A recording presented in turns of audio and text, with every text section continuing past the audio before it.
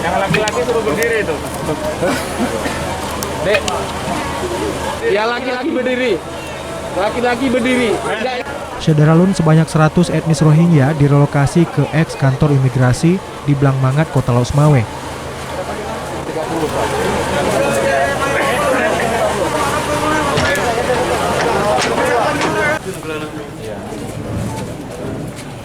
Sesampai di lokasi, para imigran itu kembali dihitung ulang dan diketahui bahwa jumlah total adalah 100 jiwa.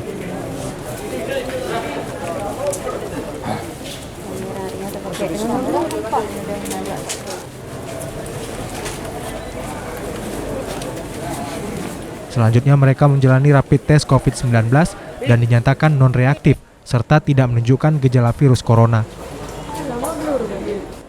Kepala Dinas Kesehatan Aceh Utara Amir Syarifuddin mengatakan para Rohingya tersebut aman dari penularan virus corona, namun pihaknya akan terus memantau kondisi mereka.